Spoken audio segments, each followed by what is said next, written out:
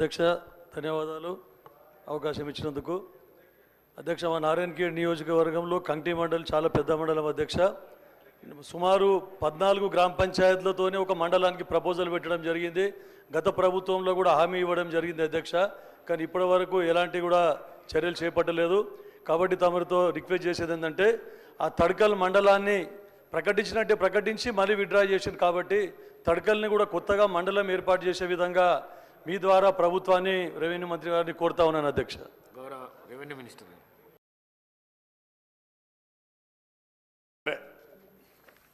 అధ్యక్ష,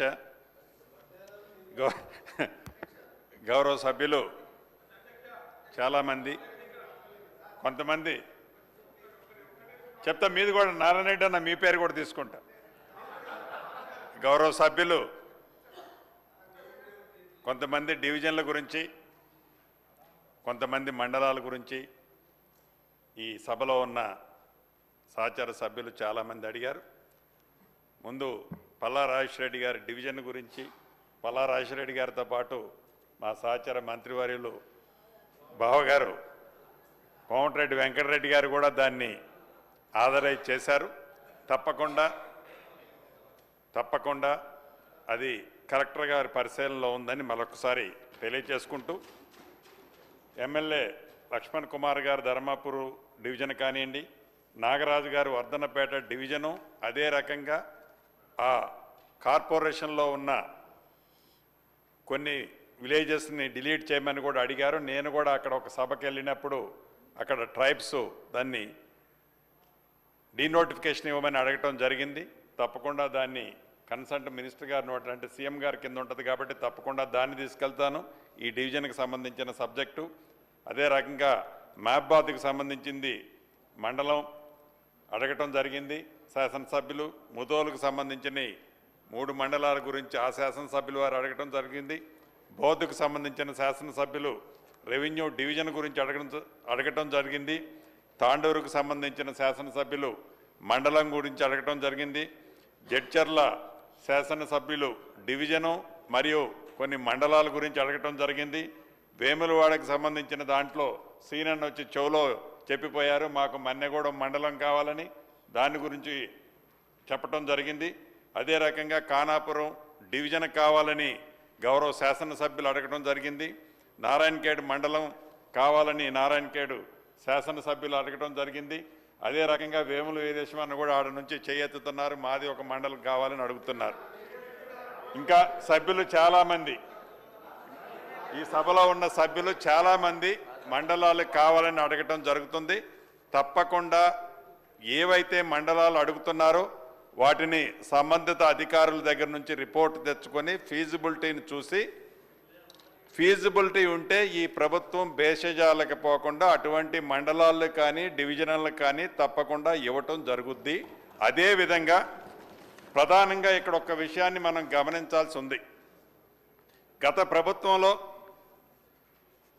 31 మండలాలు 2 డివిజన్స్ ఆనాటి ప్రభుత్వం ఏర్పాటు చేసి ఇప్పటికి నాకు తెలిసి మోర్ దాన్ 2 years వస్తుంది. ఈ 31 డివిజన్లు కానీ 2 రెవెన్యూ డివిజన్లు 31 మండలాలకి ఏవైతే ఇచ్చారో ఇప్పటికీ మనం ఇంకా క్యాడర్ స్ట్రెంత్, ఆనాటి ప్రభుత్వంలో మండలాలు ఇచ్చారు, డివిజన్లు ఇచ్చారు, క్యాడర్ స్ట్రెంత్ ఆనాడు ఇవ్వలే. ఇప్పటికీ మనం ప్రాసెస్లో ఉంది. పూర్తిగాక పేరుకి మండలాలు డివిజన్లు ఇచ్చామే తప్ప ప్రభుత్వ పరంగా ఆనాడు వాటిని ఫుల్ ప్లెడ్జ్లో ఈనాటికి కూడా ఆఫీసులు కానీ టీము కానీ వాటికి లేని మాట ముమ్మాటికి వాస్తవం. గౌరవ సభ్యులు పల్లా రాజేశ్వరరెడ్డి గారు సోదరుడు అడిగినట్లు అది నిజం, నేను కూడా యాక్సెప్ట్ చేస్తున్నాను. ఒక నియోజకవర్గానికి సంబంధించిన 5 మండలాలు ఉంటే 2 మండలాలు 1 డివిజన్లో, 2 మండలాలు 1 డివిజన్లో, 1 మండలం 1 డివిజన్లో ఉంది అని చెప్పారు. గౌరవ సభ్యులకి రాష్ట్ర ప్రజలకు కూడా ఇంకొకటి విన్నవించదలుచుకున్నాను. ఒక డివిజన్లోనే కాదు, అంటే ఒక కాన్స్టిట్యున్సీ 3-4 డివిజన్లోనే కాదు 3-4 జిల్లాల్లో కూడా ఉన్నాయి. ఉదాహరణకి ఇల్లెందు ఉంది, అదే రకంగా ఇల్లెందు 4 జిల్లాల్లో ఉంటుంది. అదే రకంగా పొన్నం ప్రభాకర్ సహచర మంత్రివర్యుల కాన్స్టిట్యున్సీ వచ్చేసి 3 జిల్లాల్లో ఉంటుంది. ఈ రకంగా 1, 2, 3 కాదు, రాష్ట్ర వ్యాప్తంగా అనేక నియోజకవర్గాలు సింగిల్ జిల్లాలో ఎక్కడా లేదు, కనీసం 2 జిల్లాల్లో కూడా లేవు.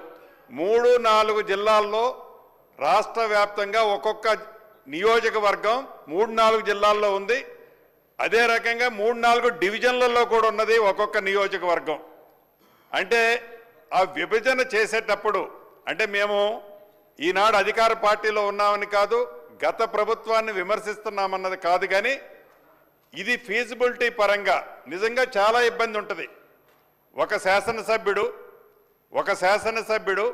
ఒక కలెక్టర్ గారితోనో, ఒక ఎస్పీ గారితోనో, ఒక ఆర్డీఓ గారితోనో, లేకపోతే 2 ఆర్డీఓలతోనో ఫ్రీక్వెంట్గా ప్రజల సమస్యల కోసం, ప్రజల కష్టాలు తీర్చడం కోసం, వారు అడిగే రిప్రజెంటేషన్ షార్ట్అవుట్ చేయడం కోసం అప్రోచ్ అవ్వడానికి కంఫర్ట్గా ఉండేది. కానీ మరి ఆనాటి ప్రభుత్వం ఎందుకు అలా ఆలోచనతో ఆ జిల్లాల బైఫర్కేషన్ చేసేటప్పుడు కానీ, ఆ నియోజకవర్గాలని విడగొట్టేటప్పుడు కానీ, లేకుంటే ఆ డివిజన్లో ఏర్పాటు చేసేటప్పుడు ఆ రోజు ఏది ఆ డివిజన్లో ఇన్కార్పొరేట్ చేస్తే కంఫర్ట్గా ఉండేది. అలా కాకుండా చల్లా చెదురుగా ఏ నియోజకవర్గం శాసనసభ్యుడు ఆ నియోజకవర్గం సంబంధించిన పరిపాలన మీద దృష్టి పెట్టకుండా ఉండే విధంగా స్కాటర్డ్ చేసి, ఆ స్కాటర్డ్ చేయటం వల్ల ఆ శాసనసభ్యులకి ఎంత ఇబ్బంది కలుగుతుందో ఆనాడు ప్రతిపక్షంలో ఉండి ఈనాడు అధికారంలో ఉన్న మాకే కాదు, ఆనాడు అధికారంలో ఉండి ఈనాడు ప్రతిపక్షంలో ఉన్న శాసనసభ్యులకు కూడా చాలా ఇబ్బంది అవుతున్న మాట వాస్తవం.